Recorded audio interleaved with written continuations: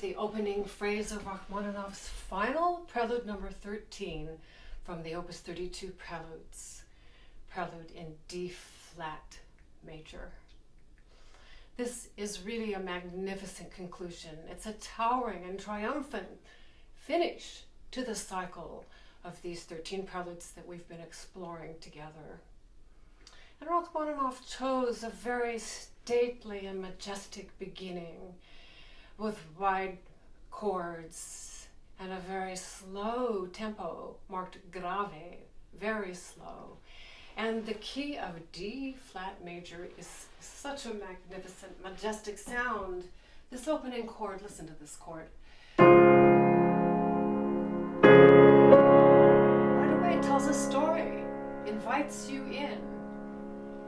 If we took the tonality of D flat major, the triad, D flat, F, and A flat, the 1, 3, 5 of the chord, those are the only three notes he's using for the first chord of the piece, except it's all spread out.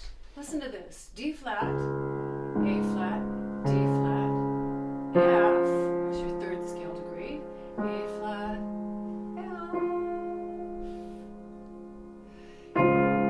Rises up. It's in 4/4 time. 1, 2, 3, 4, and 1, 2, 3, 4, 1, 2, 3, 4, 2, 3, 4. So he went into triplets for measure 5 to close the phrase. I only played one of the parts. I left off the second part, which has a hidden reference in it of only two notes, the B flat and the A flat. B flat is the 6th scale degree. 1, 2, 3, 4, 5, 6, 5, 1. I'm calling that the leitmotif, the 6-5-1. We've talked about this, of Rachmaninoff using it in many of the other preludes.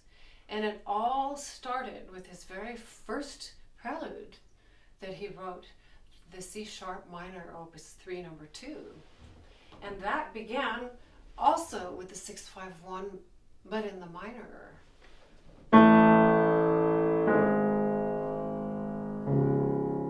In C sharp minor.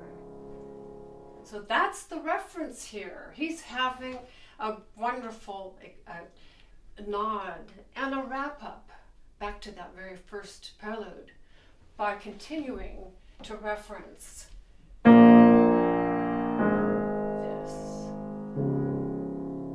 And you'll see how many interesting and imaginative times that he's going to reference that. So that is the second part, happening 4 times. Let me count now so you hear that leitmotif of the B flat and the A flat as a separate part, starting on the downbeat. 1, 2, 3, and 4, and 3, and 4, and 3, and 4, and 2, 3, and 4.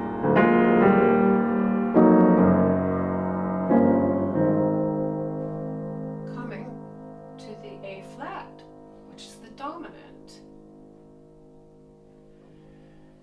The left hand alone, I'd like to show you the spacing and the impact that these wide chords have, spaced widely apart.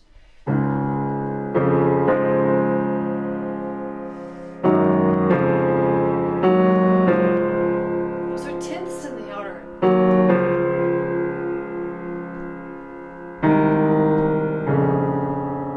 Those are tenths. Now just octaves, continuing down. The lowest C.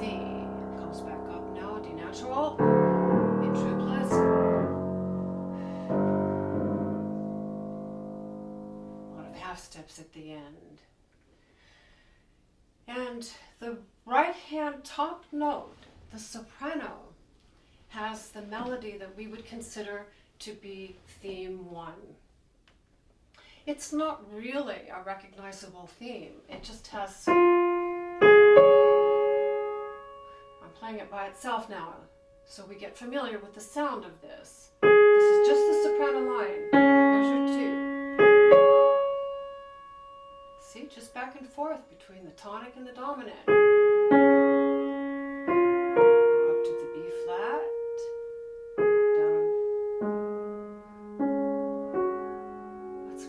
Isn't it, with that 7th?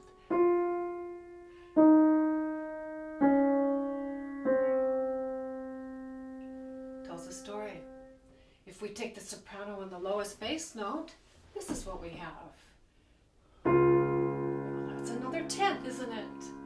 So he has 10ths within the left-hand part and 10ths between the top and the bottom note of the chorale. Listen to this.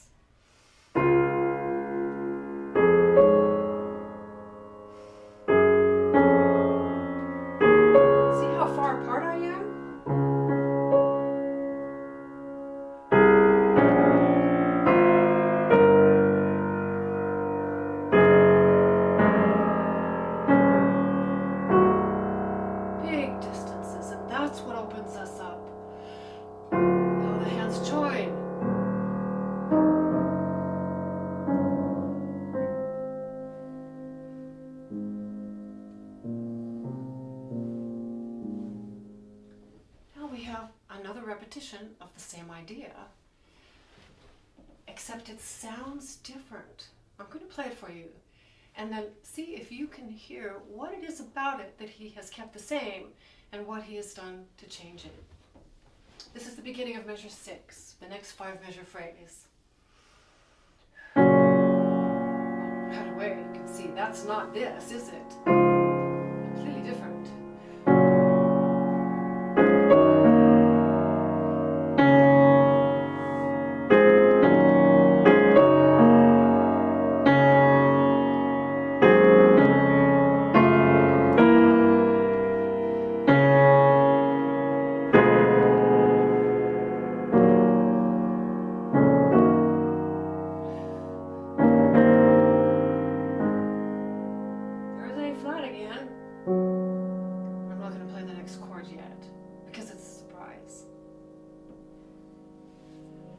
Did you notice that the leitmotif wasn't the B flat and the A flat 4 times? Instead, he went up to the D flat and the C, stating that one.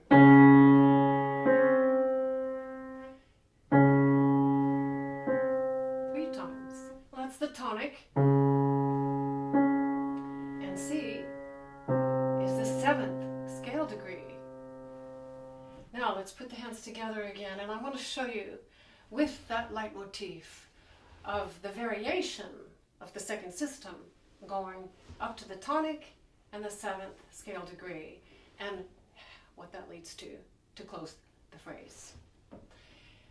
And as I said, some of the notes are the same. Aside from that very first downbeat of measure 1 and measure 6, the soprano part is identical. I just couldn't believe it when I found that it is exactly the same. Here's the soprano on the first 3 measures. Fast so you can hear it. The second time, the repetition starts on D flat, but from here on it's identical.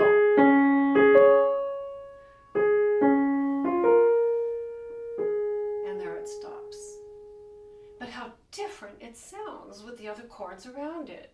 So here we are. That's really a G flat in first inversion. There's your D flat, C, D flat, C. Now here we are, D flat. Now both second fingers play the C flat.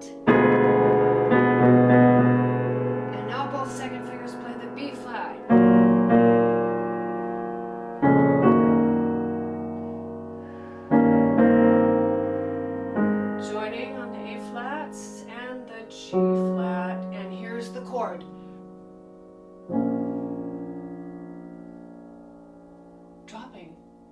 B flat. And the second inversion of B flat minor, which is the relative minor of D flat major. I'm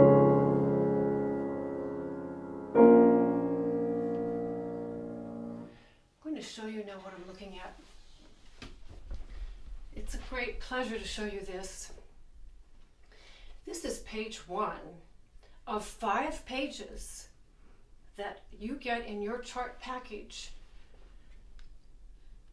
I have completely re-engraved public domain music of this piece. You will not see this piece looking this way anywhere else in the world because it's never been done before like this.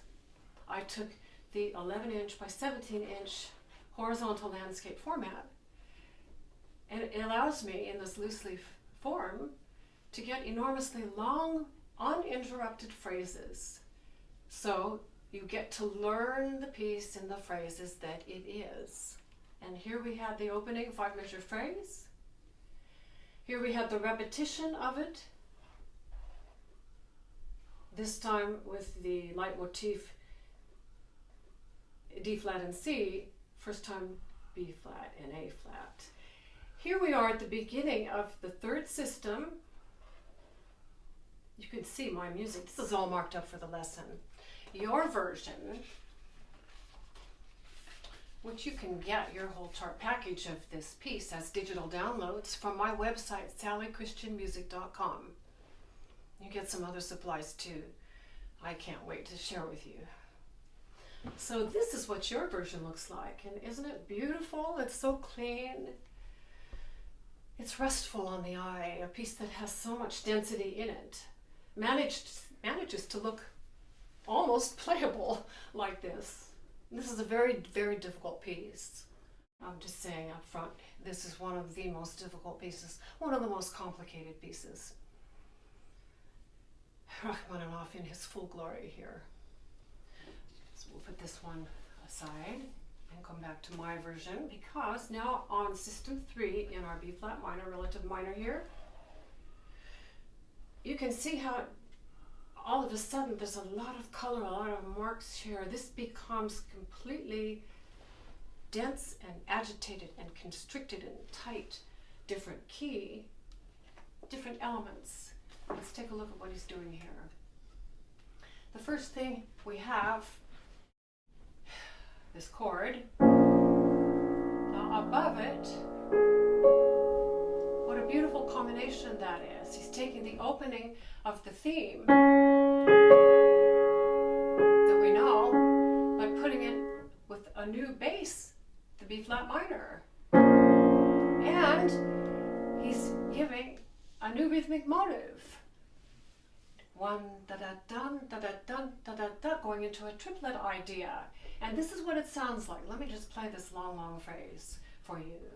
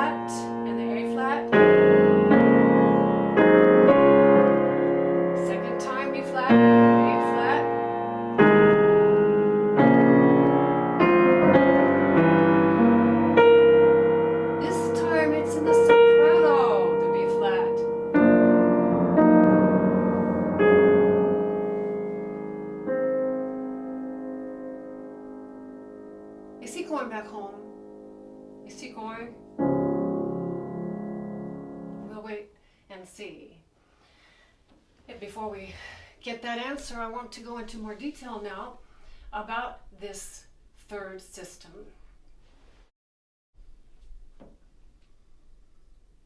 This entire piece is in ternary form, ABA. The final A section is enormous. And I can't wait. I have to show you right now the satellite view, the color satellite view. You get two versions, the black and white and the color version. Being that it's such a long piece, it took me 3 vertical axis 11 by 17 pieces of cardstock to make this. You get this in your chart package. And what I did is to bind them together on the back with the clear plastic tape, and it will fold like a triptych. Very nice, almost like a painting, isn't it? So there it is. We are going to refer to this many times throughout the course of the lesson today. This really shows the roadmap of the piece. There are spectacular things in this. I will try to hold this and just show you the ABA of the piece, the long overall structure. Hope you can see this. This all from here to here is the first A section, starting from here in the green box, going all the way up to the blue box, is the B section, which I divided into 2 parts, and you'll see why. And I gave 2 colors. This section 2 and section 3 is all the B section, and then section 4 and section 5 is the recapitulation back to the A. So you can see that being a concluding piece to the cycle, he has enormous weight at the bottom, at the end of the piece. And I put it all in this great big yellow box. This is triumph and majesty and splendor and massiveness like we rarely see in music. This is full orchestral writing for the solo piano. So there we have the entire overview. Now within this A section, we're coming back now, which is, I'm going to put this like this. All in here, we've already looked at system 1, system 2, we're beginning to see the system 3 here, and back to system 4 for the A section. Within the opening A section, he is constructing a mini ABA. I thought that was fascinating. And that's where we're in right now. Opening material 2 of the A, the stately 5-measure phrase. Now this long section here of 1, 2, 3, 4, 5, 6, 7 measures before we come back to the final statement of theme 1. So let's see now what goes into this. I said it's tight, it's dense, it's B flat minor. And we have in the soprano line,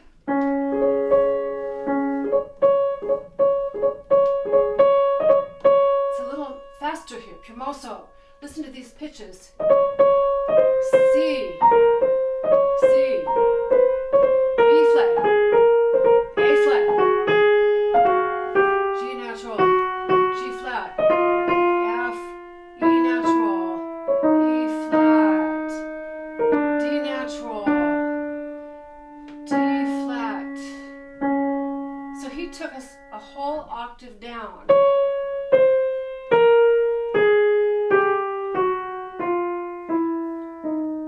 Isn't that clever? Beautiful. So that's your outline. You know where he's going with it. These tight little yun-da-da-dun-da-da-dun motives. There are 4 voices in here. The tenor voice, now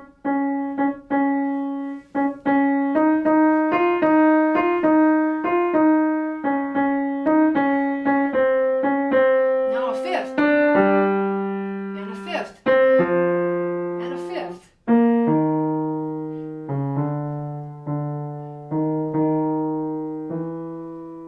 Now beautiful. Very interesting. The bass has its interesting parts as well. Let's just take a quick look at that. Everything's tight little half steps. Whole steps are half steps. The opposite of the open tenths and the huge chordal spacing of the A section of the A section. Here it is tight, the bass line, bottom line.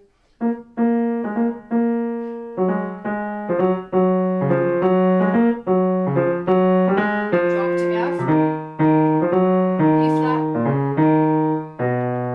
Now this is very clever.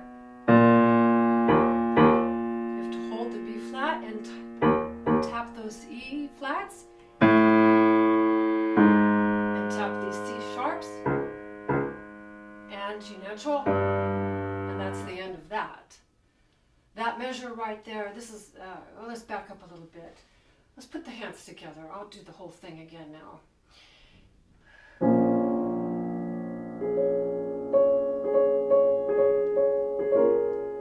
Soft, pliable, soft.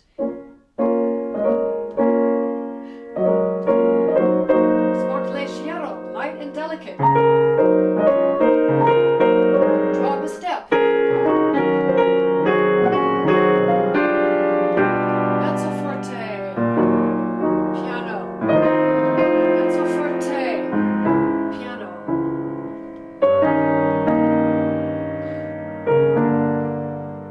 Where's he going? Now a 2/4 measure.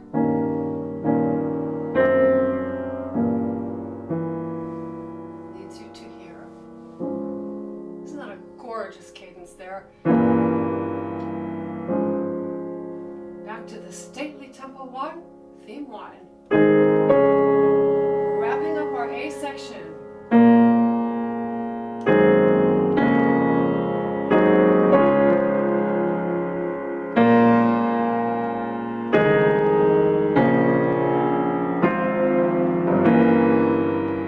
Surprise. F flat.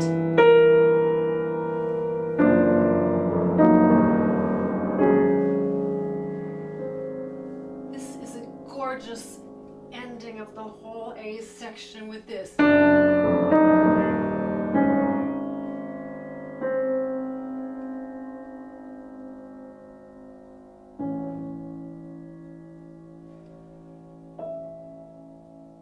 That sounds like Beethoven.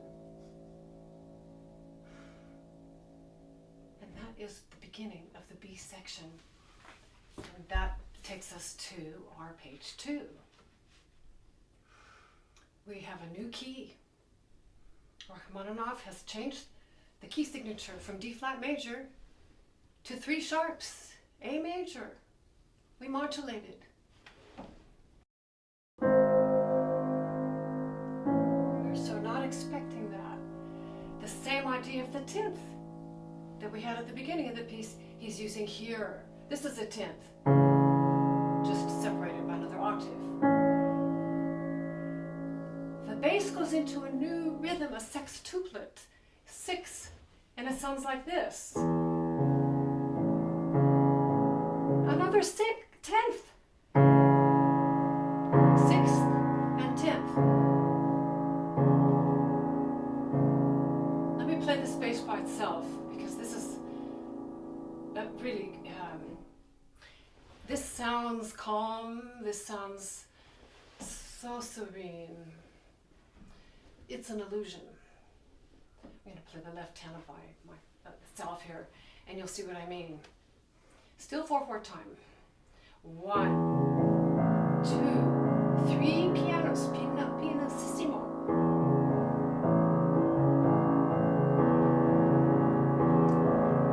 Right here. F natural, E, D sharp, E. What's he doing? He's taking the 5th of A major. A is on the bottom, and the top note makes the 5th to the E, up to the lowered 6th scale degree, F natural, and down to D sharp, which is a raised 4th scale degree. In the key of A major, he's taken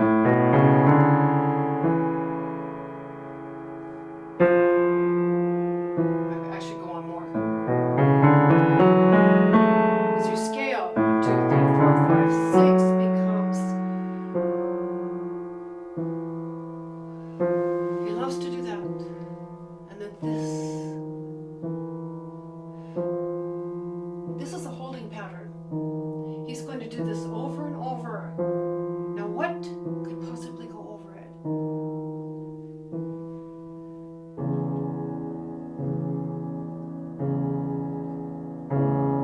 Soprano. 10th.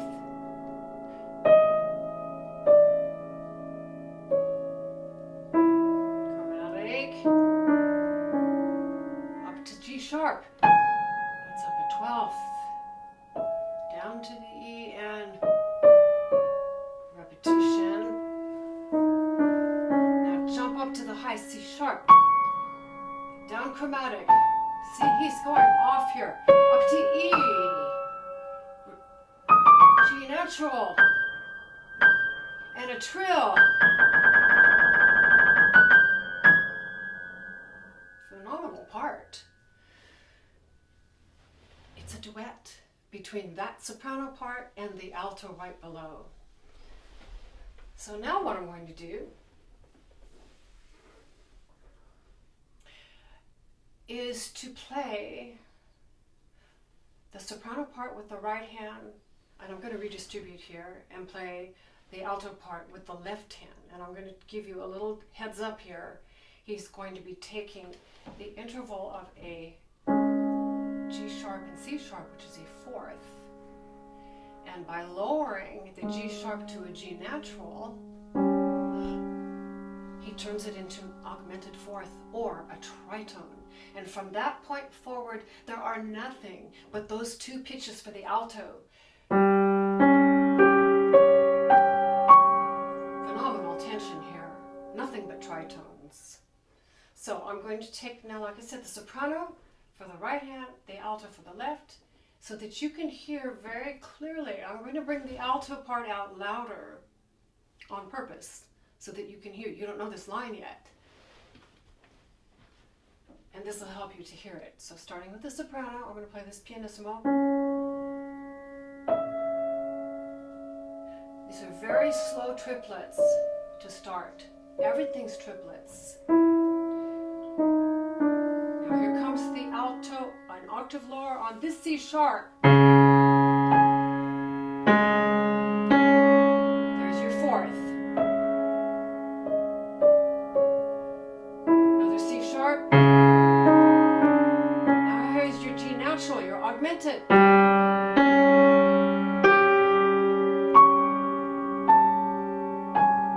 It's kind of scary, isn't it?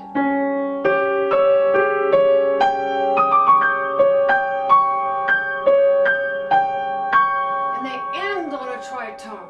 This is shrieking out here. Now let's put it together as written, because that on top of this is a cauldron. It's spooky and brewing and eerie. And the whole time it's got this low A as a pedal point. 48 times your 5th finger is playing that low A for this section. Here it is now, everybody together. Mano also measure 21. Take a deep breath. Always breathe. The more you can sing these lines and make them a part of your body, which is a part of your breath and your breathing, the more you'll be able to put your own feelings into it. And that's the whole point of this, is expressing our feelings and telling a story. This is the last bit of calm we're going to have for the entire piece, so let's enjoy it.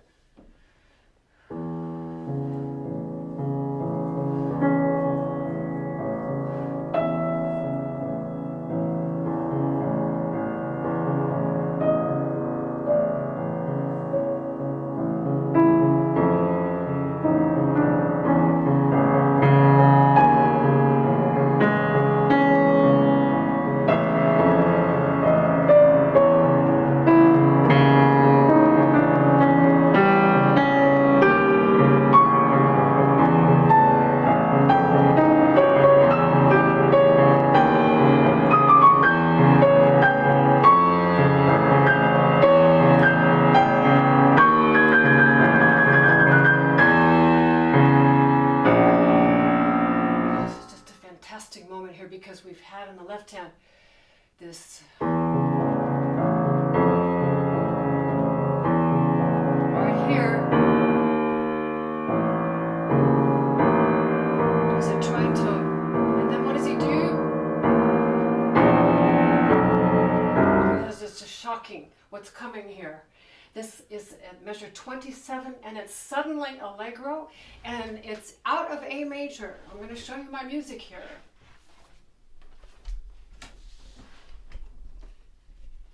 Brace yourself. This is kind of a minefield. I like to do this. If you've seen some of the other lessons, you see that by going with all these colors, there's a logic behind that, because I'm bringing out all the different voices here and motives that I think are important to bring out. That leitmotif that we have, and the constant back and forth between the C sharp and the D flat, he's going to be building on. This right here, these two measures and these two measures are standalone parts. There's a whole universe in these two and these two. While I'm looking at this, I'm going to name out these. See here, right here, we went from A major with the 3 sharps. And right here we had the key change back to the 5 flats. But it doesn't sound at all like D flat major. This is a modulatory 2 measures here. At this point it is D flat major.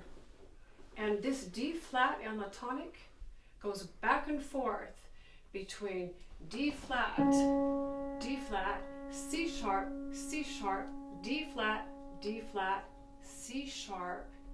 Why would he be doing all of that?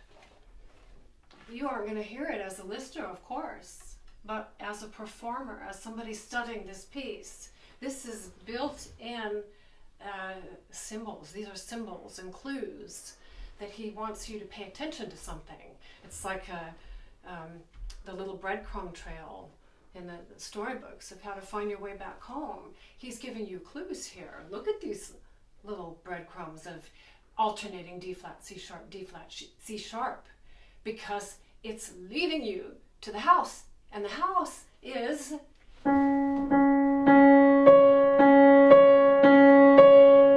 up to D, natural. It's creating a tremendous suspense. But let's back up and get this measure 27 here. I want to play the bass line for you as blocked chords. These are still sextuplets. This is how it's written. But let's block them first to get the harmonies.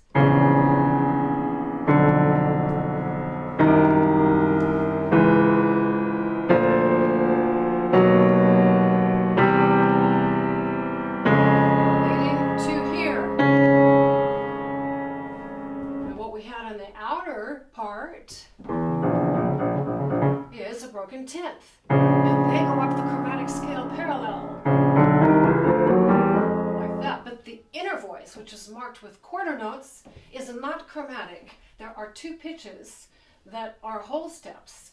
Starts off here, F flat, F natural, G flat, A flat, B flat, C flat, C natural, D flat.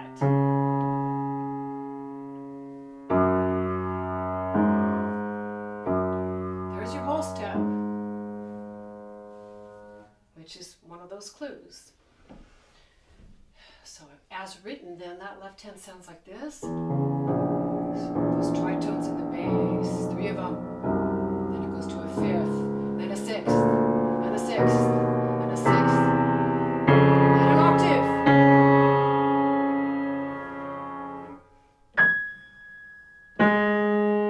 This right hand, another tritone.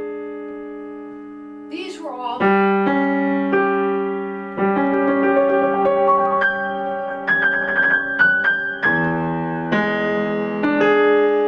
just up a half step. The tenor line moving up. And then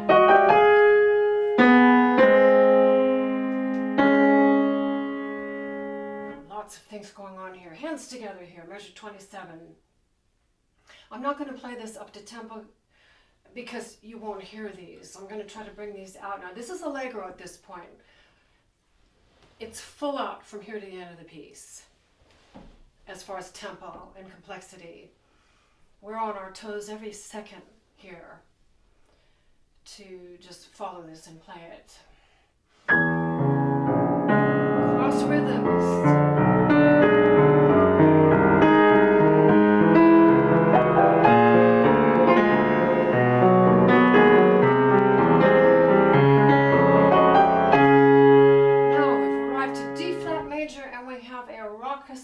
Rocking back and forth between the left hand and the right hand.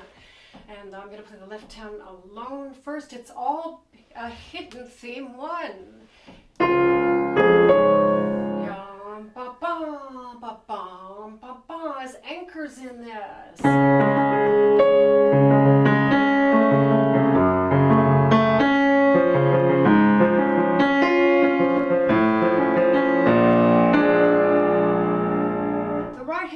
It's also G natural,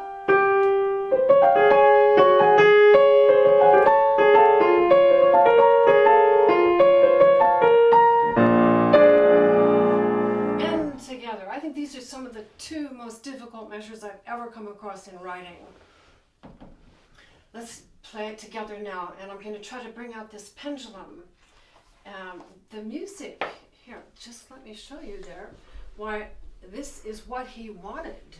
He made a great point of putting these beamed together. Theme one, right hand going down to the left, left hand beamed going up to the right, right hand beamed over going down to the left, left hand beamed going up to the right. Do you see that? It's like a teeter-totter, a pendulum going between the hands. And he's doing that, and then he's doing the constant alternation between the D flat and the C sharp and the D flat and the C sharp on the beats. You see, this is really dense. It took me so long to even unravel this. I've been working on this piece for 20 years, and I think only really this last go of it, preparing for this lesson and making the satellite view in very in detail analysis of this piece, am I starting to understand what's in the piece. So here we are, hands together, the theme one and the repetition of this.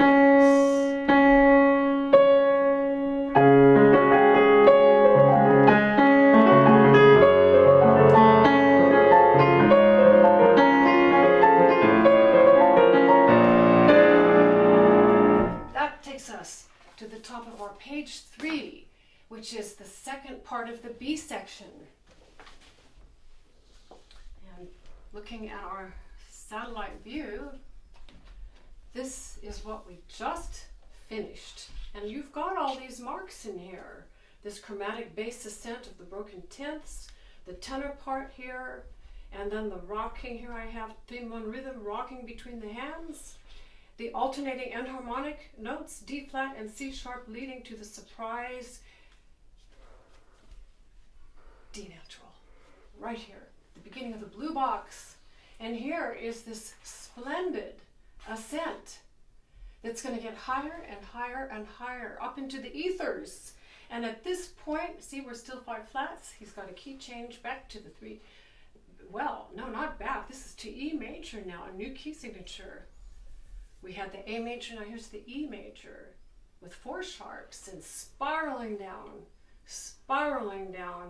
key change back.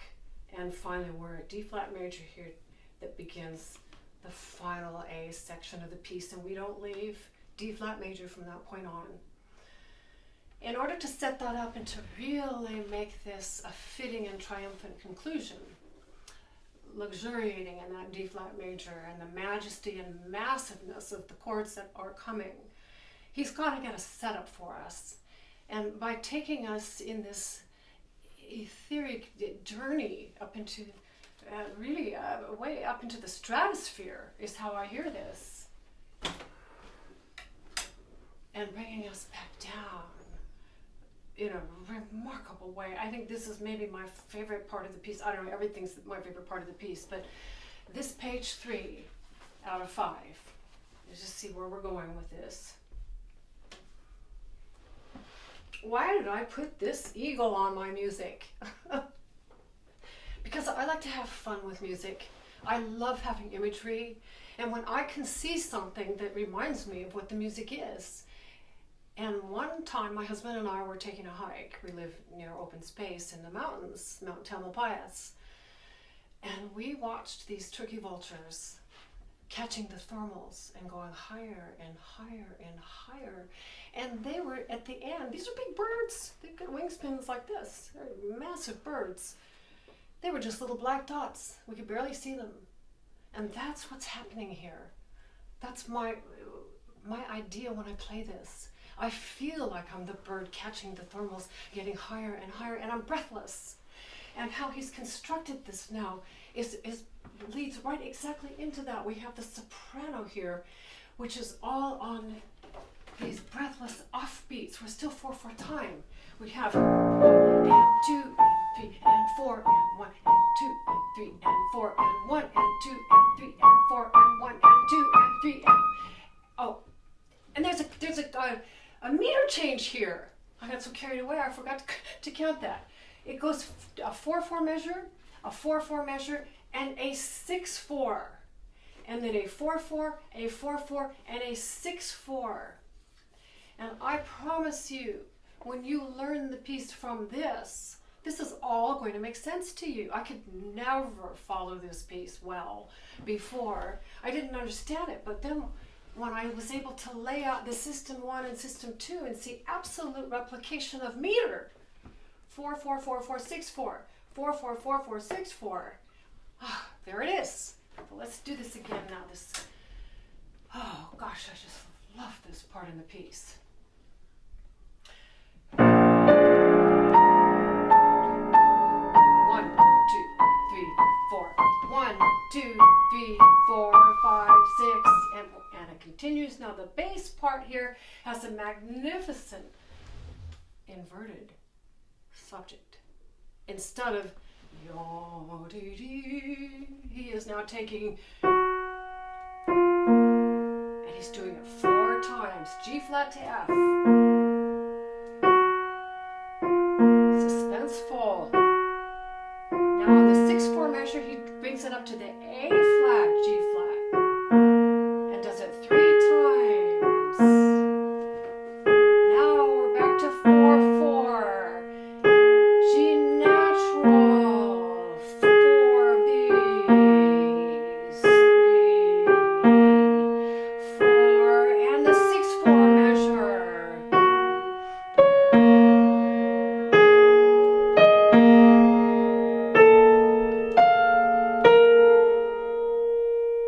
That's the bass line, part of it. There are spinning and spiraling sextuplets in the middle between the hands. This thing is gnarly and dense. I'm going to put the hands together now. It starts with, measured here, 31 with an explosive fortissimo sforzando and drops down to the piano. But it's più vivo. It's going faster. So let's play this slowly first so you can hear the harmonic progression. This is really rapid chromatic ascent through multiple key areas here with the turbulent offbeat soprano rhythm. This does create the breathlessness. Cross rhythms.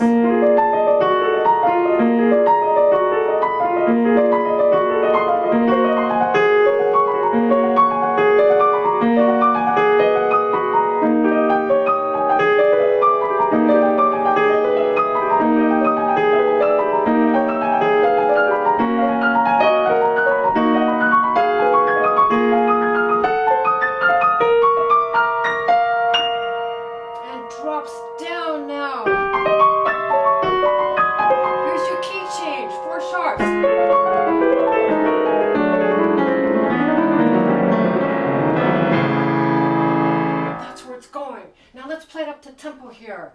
Measure 31.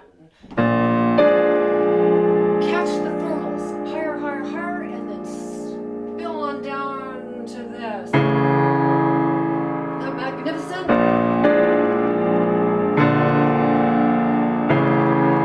That's that half-step relationship again that he did going out of the A section to begin with into the B section.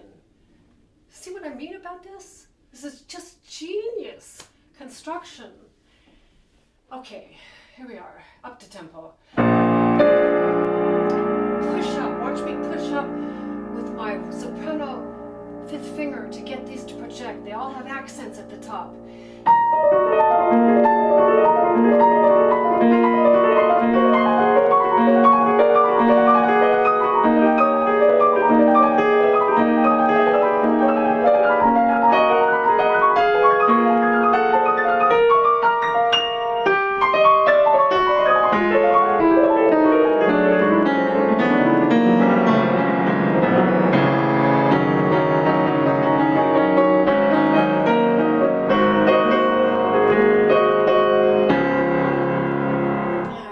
To your recapitulation back home. Now playing it a little more slowly here at the top. Isn't that magnificent?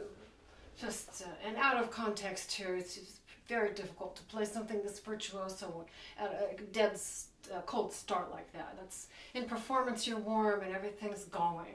But it did show the sweep, I hope, of this tremendous up and then down. What a setup. I love this music. You know, I just cannot imagine life without it. And that's what I think music is for us. It augments and enriches us. And as one of my wonderful adult students who I've taught now for a number of years said to me one day, he said, you know, this music gives me something bigger than myself to live into. And I said, bingo, that is it, isn't it? That's it right there. It is elevating for us to be around this, to be transformed by this greatness. How can it not affect us? It does affect us.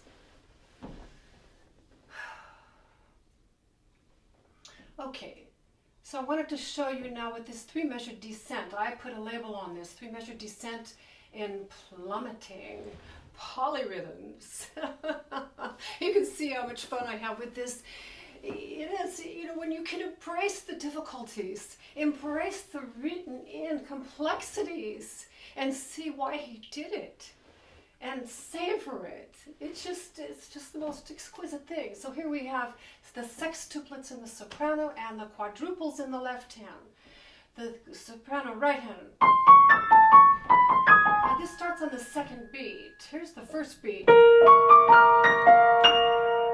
That's D flat major still, the 5 flats. Then on beat 2, he has a key change to the 4 sharps. It's tricky. Second beat.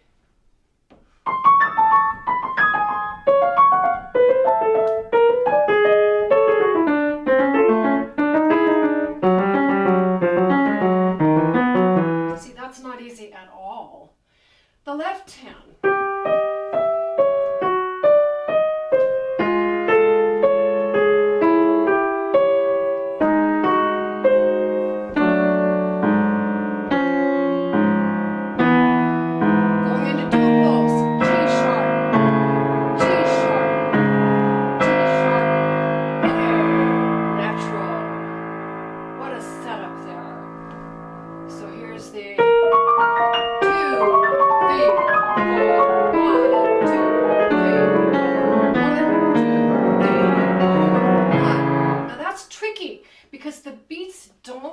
Sound like what the harmonic progression is. That's another one of those things. This page,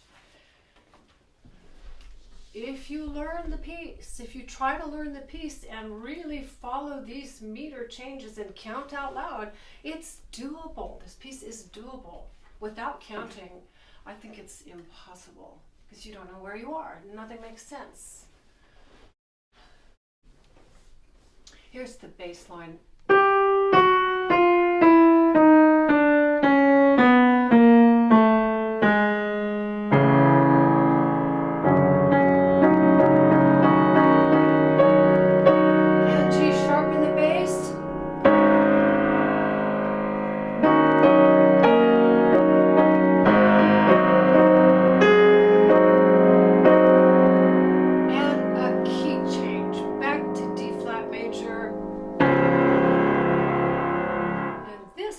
Spectacular bit of composition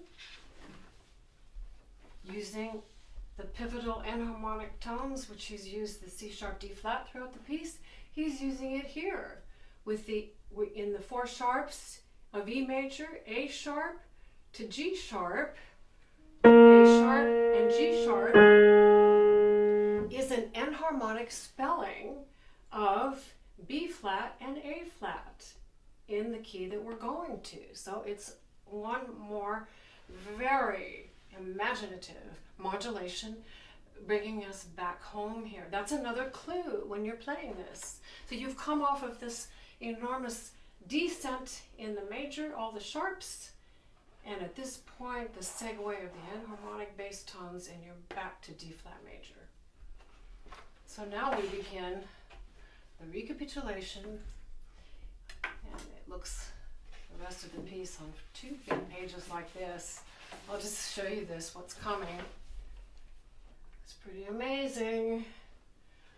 Okay, now let's look at our right here, what we just finished here. Your B section part 2, and here it is here. And I put in orange rectangular boxes, this chord here and this chord.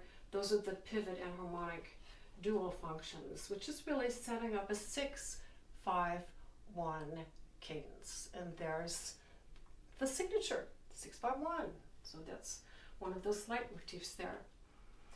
So now we begin the final section, and we have on this, going on to our page 3,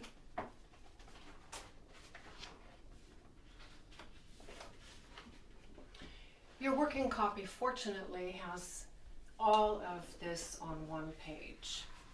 These are 8 of the most splendid measures that we're looking at now for the recapitulation. It's just a masterpiece. It's just, I'm just in awe of this piece.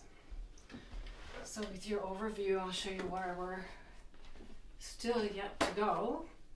Here is the recapitulation, back home to D flat major, and he sets up the beginning of theme 1 again, as we've heard it.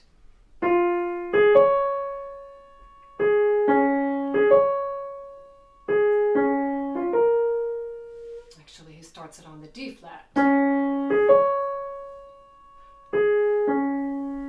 And I circled in pink the line of the soprano of the theme 1. Measure 1, measure 2, measure 3, measure 4, and then he does a repetition of the same idea, except now the soprano of theme 1 is doubled, and we have a lot more elements too. This is a dazzling display of what he was capable of thinking, hearing in his mind, and executing with his hands. And so now I'm going to play for you just a little bit of what this sounds like slowly, and then I'm going to break it down. Well, here we are, measure 42. We've arrived back home.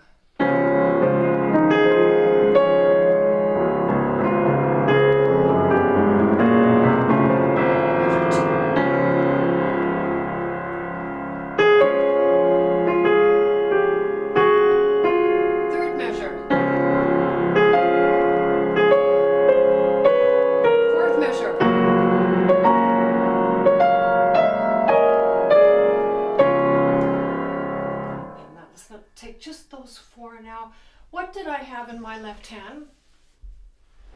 I had a D flat octave, and he is taking that D flat octave and playing it 8 times.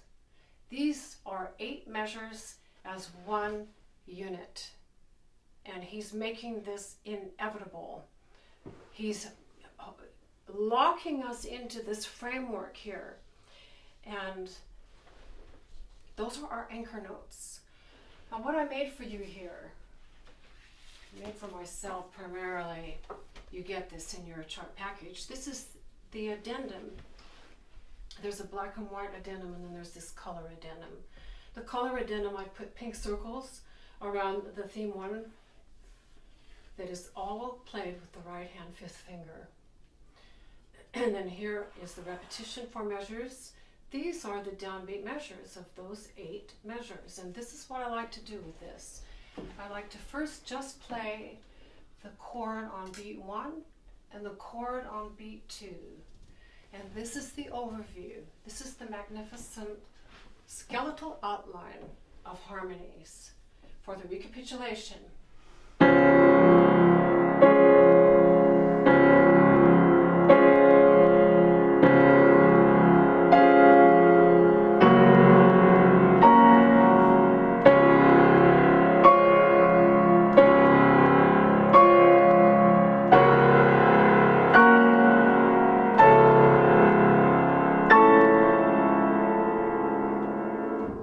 noticed at the end there, he went to an A major tonality.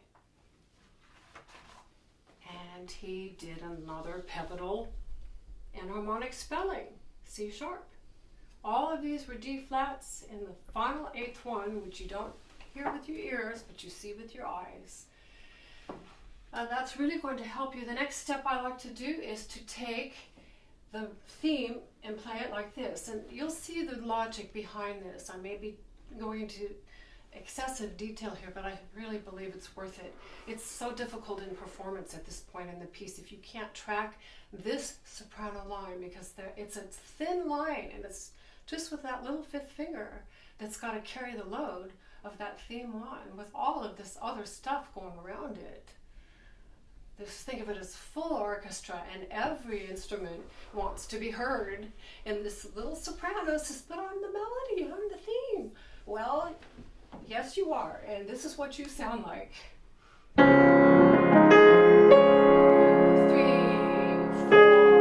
1, 2, 3, 4, and so on, like that. Go through that way. Another thing that's nice to do is the second beat chords sound like this.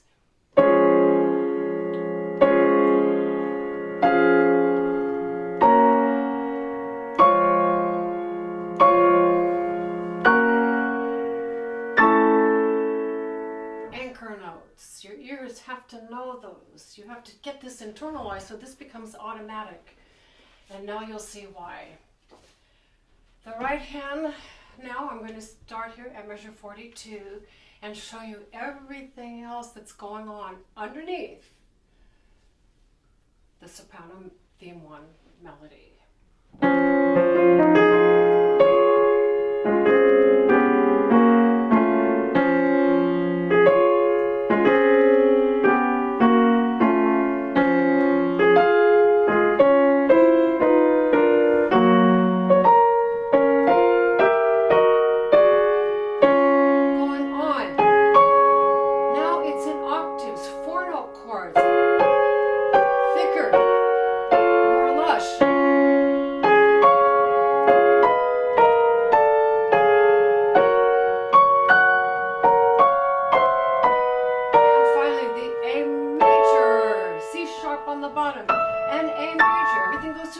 There. And back to D flat major. That's under the soprano. I left off the soprano line there. Now the bass, the left hand, has 4 measures of spectacular upward chromatic swirls like this.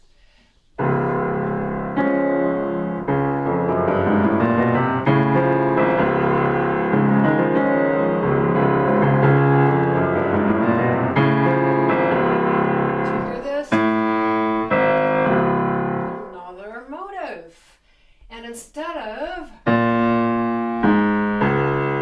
he's flatting, still spelling a B, it spells B double flat to A flat to D flat. Another clue. See what I mean? They're everywhere. And he duplicates it with what's on the bottom note of the right hand chord. If we put the hands together, we have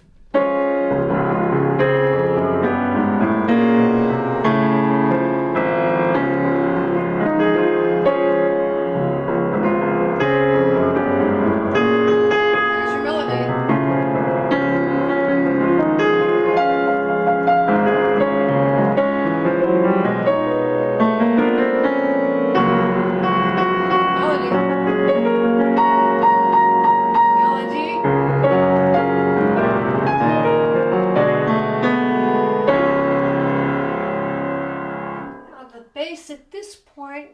goes into two new parts. He has a series, this is measure 46, of descending chords. Feel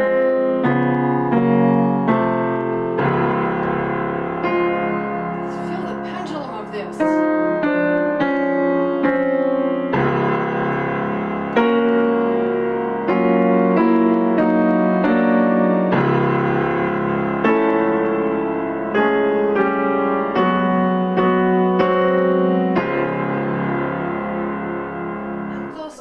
Doubled with the right hand.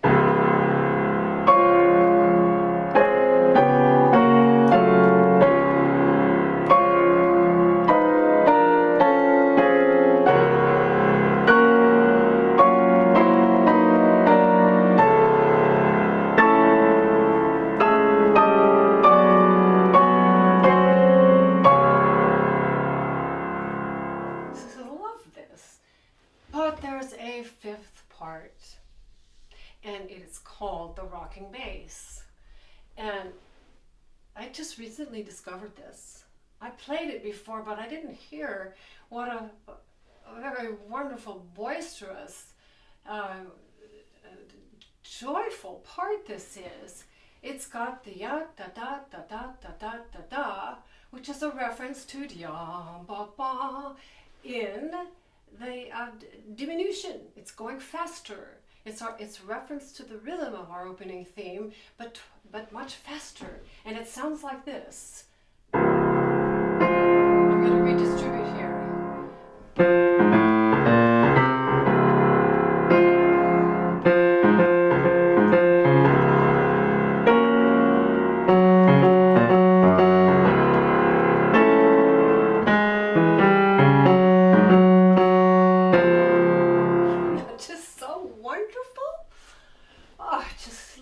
I've been hearing this going through my mind. It's all throughout the day. Yan da dee da dee da dee da da. Bam. Well, guess what?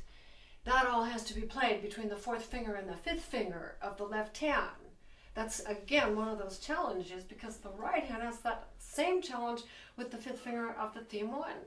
So he's giving these enormous challenges to these fifth fingers. Now I'm going to play slowly, hands together here, these last four measures, starting at measure 46, 47, 48, 49. This is rooted, it's grounded, it's powerful, it's inevitable. D flat major. You know we're coming to the end, it's just how much more is he going to give us? So here we are, slowly.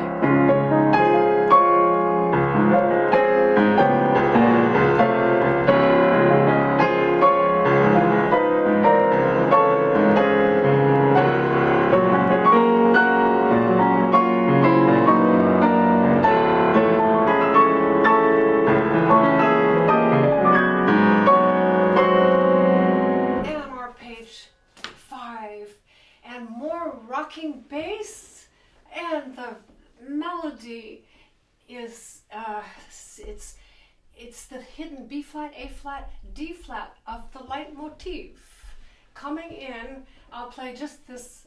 It's the right hand, and it's all on the mbapa, mbapa, mbapa, mbapa, and then it goes this chord and this chord, and again. Another clue. You see how much fun he's having with this. So that part right hand alone sounds like this. Well, actually, let me first just take the, I'm going to show you the music here. So you see what I'm trying to negotiate here. Playing this. These are the last two measures with the rocking bass. I like to call it a romping bass. It's a romp. It's a I mean, if you just have so much fun with that, playing that. So we have these, and it's on the off, second beat here, the off rather. Nothing's quite on the beat with this accompaniment here of these. These are the notes.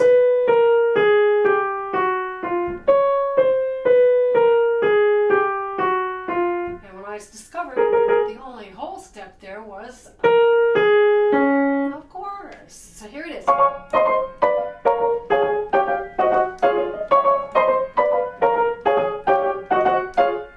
And then you have to jump up and get these chords. So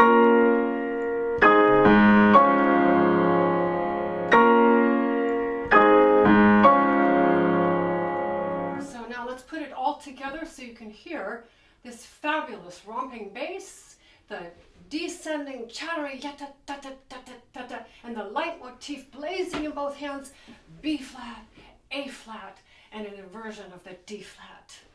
So here we are.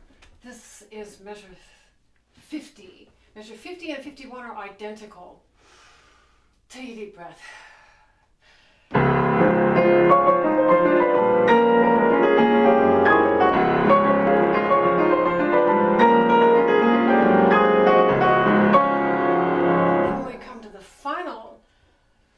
Probably the most spectacular descending passage I have ever seen in my life. And I call this the golden jump point. And it's the moment in the piece, I made that up years ago, it's the moment in the piece where things are most likely to go awry. We're at the end here, and you know how it is with any kind of a race. The closer you get to the goal, the more likely it is that you're going to freeze up, and that's what this passage is here. You have to know this 20 times better than the rest of any of the piece. That's how I look at this. So what we have here is 4 measures of a kaleidoscope of cross rhythms and voices that are bringing in the entire piece. This is a kaleidoscope of a homecoming, of a triumphant. I see confetti. I see bells. I see everything that you would imagine in a celebration. I think he's putting in here as the final obvious. We're almost finished with the cycle of these 13 preludes. So we have in the bass the theme 1 inverted. This is in the tenor. These are strange intervals. Lots of double flats.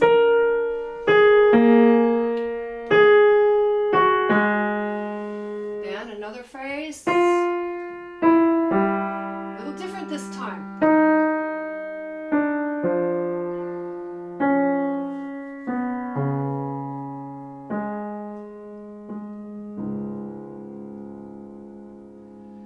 Under that we have a bass part that comes up with some 16th note swirls. Let me play the left hand now as written. 1, 2, 3, 4. 1, 2, 3, 4. 1. Now it starts again. 2, 3,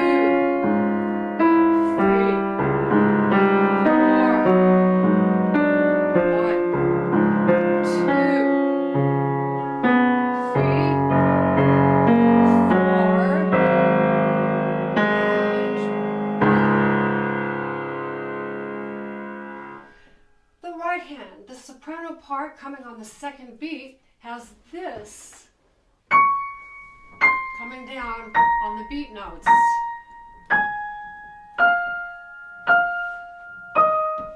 Second beat, 2, 3, 4, 1, 2, 3, 4, 1. It's not predictable.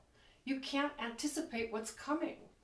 Yes, the outline here on these notes we can see.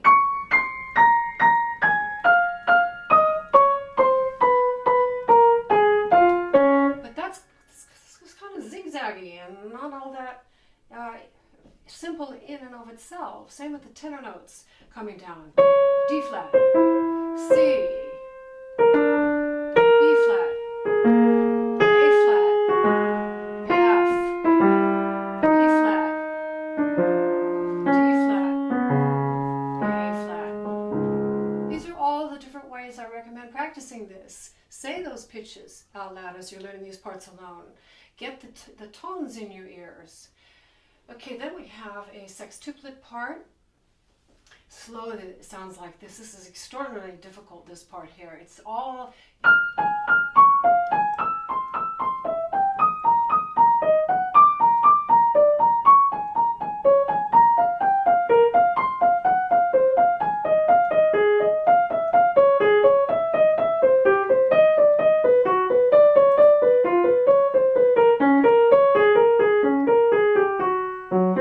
Of course, it's not written that way. It's written like this.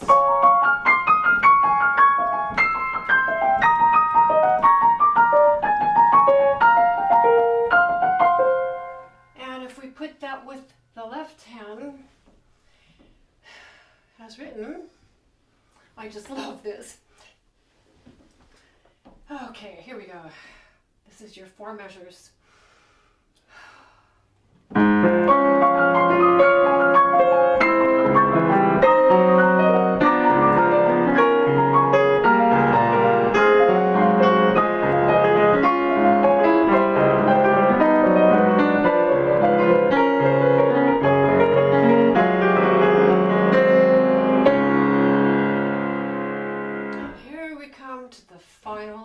Concluding 4 triumphant chords, and they are these: D flat major. We have one last theme, one rapid statement right here, like this. This is measure 56.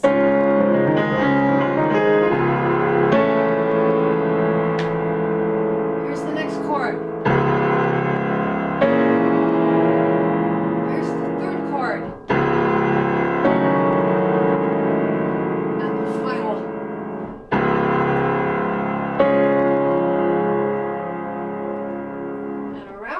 Chords, we have these fabulous sextuplets coming together.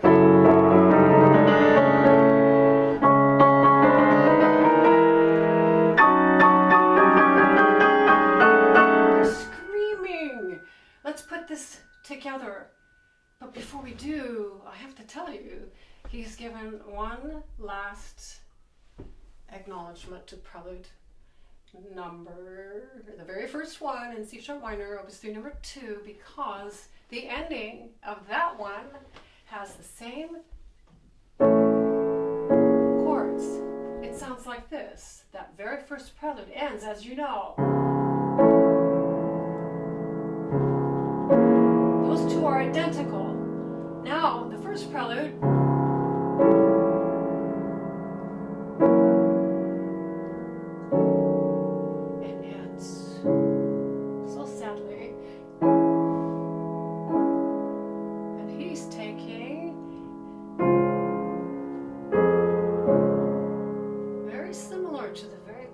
of that one and constructing this piece. So those same chords, but he transforms, and no more sadness, nothing but glory. Now let's put everybody together here. There's still a coda, but I think I'm going to play right to the end. The coda is a whole descending passage of sextuplets around the D flat major tonality. So here are the 4 chords, and notice, you can see in the music here, that last theme 1. He had a D flat here, a C sharp, a C sharp, a C sharp, and a D flat. That's that same trick again, that enharmonic alternation. So here we are. Measure 56, I'm going to play it straight through to the end.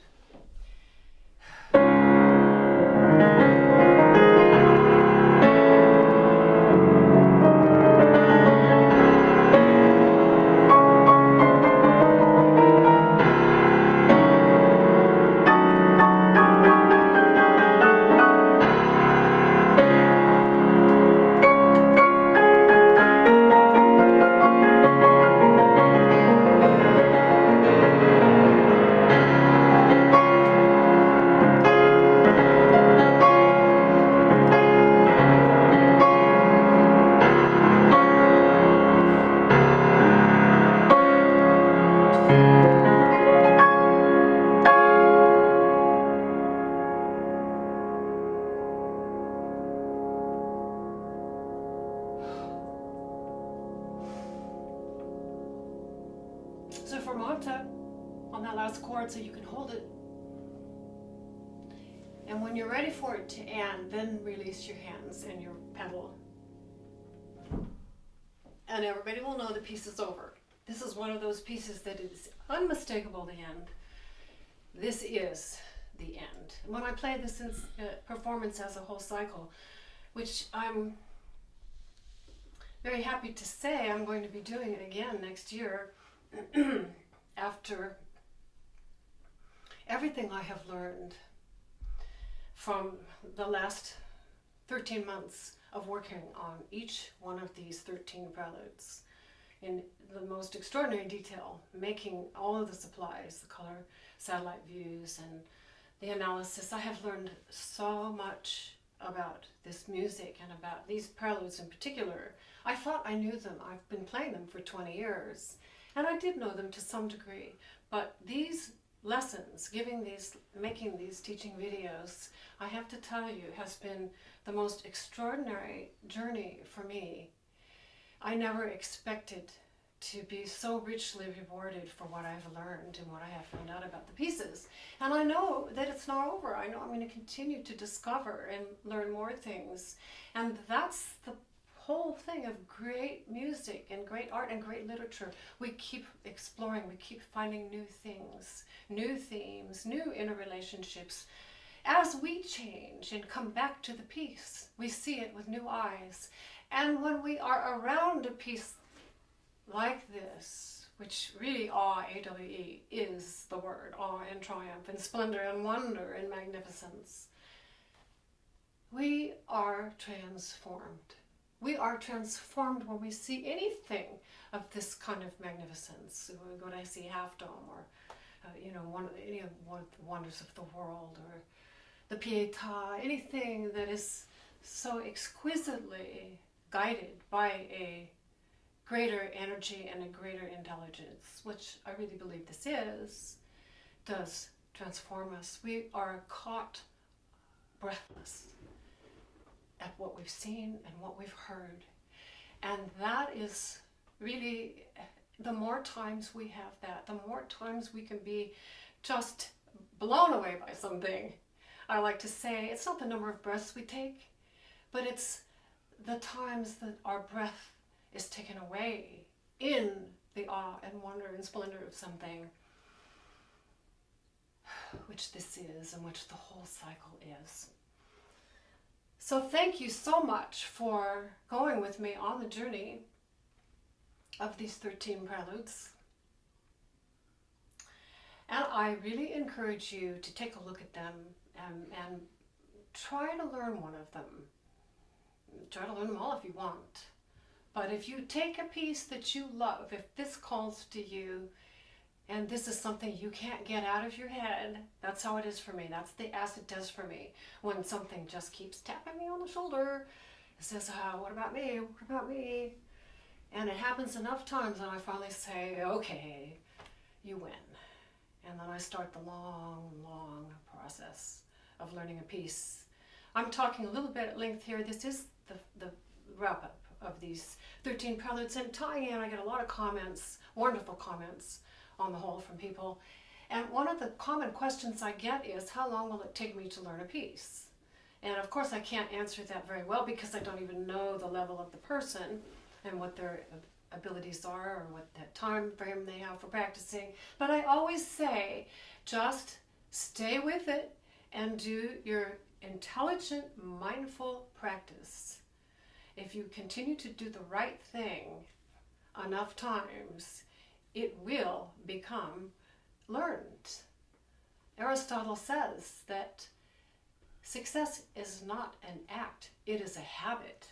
And with good habits of careful practice, hands alone, thorough analysis really does help. And stay with it, and you will get there. So thank you so much, and I look forward to seeing you again with some more surprise pieces. Thank you.